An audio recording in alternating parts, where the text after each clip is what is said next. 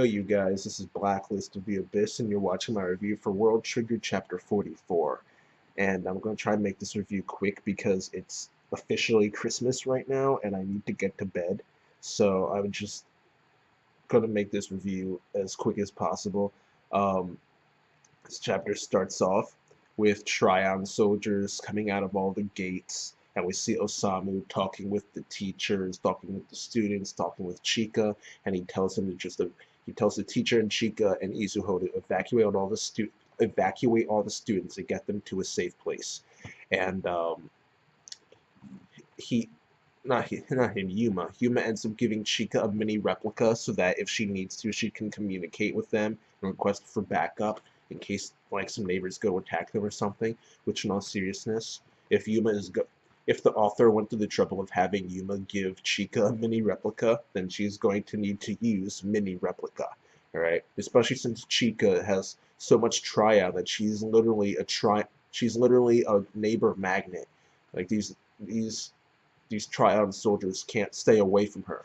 All right, so it's probably a bad idea to have her guarding everyone because she's just gonna bring all the neighbors to them.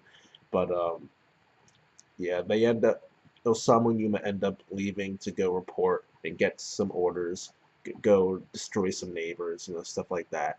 And we go to Border HQ, and they find out that neighbors are coming from the west, the northwest, east, south, and southwest. And to cover those directions, those different areas, they have all of their squads split up into three groups.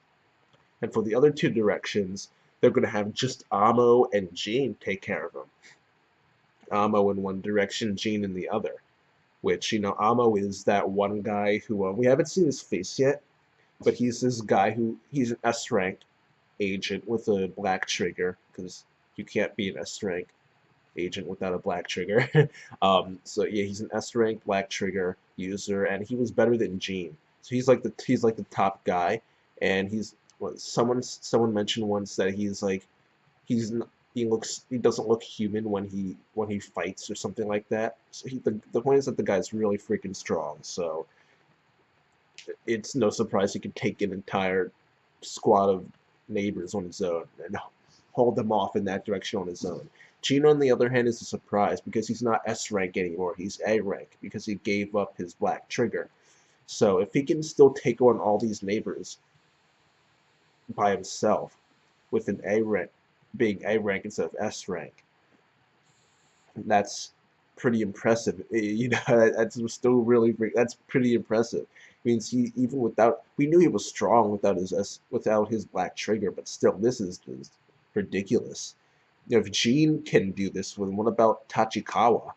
They're supposed to be similar in strength, right? They're supposed to be pretty much equal. And Tachikawa beat him the last time that they were in rank wars, didn't he? No, doesn't matter. The point is that they're pretty much equal. So I mean, I think Tachikawa was off duty, so he should be heading in at some point. So once he reports, he might go back up Jean or something, or go take another direction and change the tide of the battle or something like that. But I'm just surprised that Jean is so strong that he's comparable to Amo even without his black trigger. I just find that well, not comparable to him, but out of all the guys in Border, it's these two who can handle an area on their own. So I just thought that was interesting to see that Jean really is just that good. Um, but the rest of the chapters kind of just letting us know what the situation is. Kinuta came up with this plan with some other guy, and they used these traps to hold back the Tryon soldiers, and that bought enough time for a bunch of different squads to show up.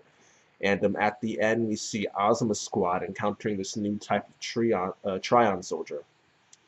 And this is it's placed at a time right after Yuma is telling us that just because Border has numbers right now doesn't mean that they've won yet, because they know what Border's numbers are. So if they wouldn't send